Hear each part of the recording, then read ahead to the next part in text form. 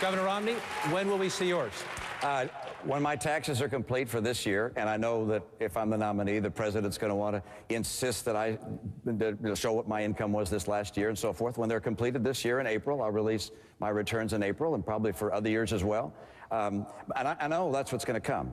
Every time the Democrats are out there trying their very best to try and attack people because they've been successful. And I have been successful. But let me tell you, the challenge in America is not people who have been successful. The challenge in America, and President Obama doesn't want to talk about this, is you got a president who's played 90 rounds of golf while there are 25 million Americans out of work. And you've got, and while the price of gasoline has doubled, he said no to the Keystone Pipeline.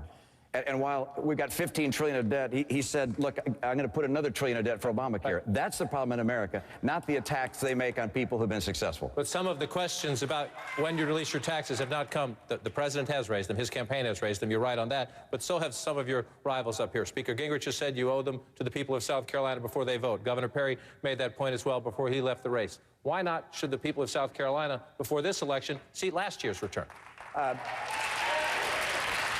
Because I want to make sure that I beat President Obama.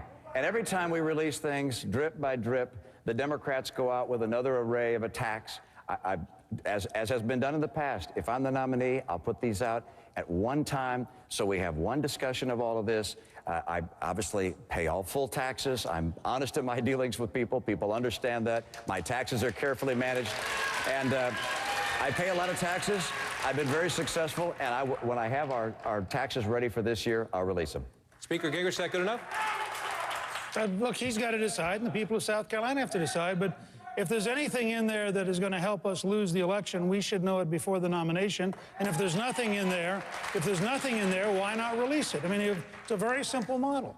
But he's got to decide. It's his decision, and everybody's got to run their own campaign based on what they think is the reasonable risk. I released mine this evening. We also released the little small charitable foundation we have so people can see what we do and how we did it and what our values are.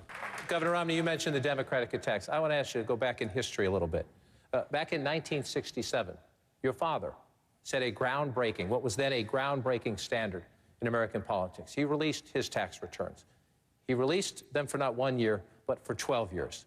And when he did that, he said this: 1 year could be a fluke, perhaps done for show. When you release yours, will you follow your father's example? Maybe. I don't know how many years I'll release. I'll take a look at what our documents are. And I'll release multiple years. I don't know how many years, but I'll be happy to do that.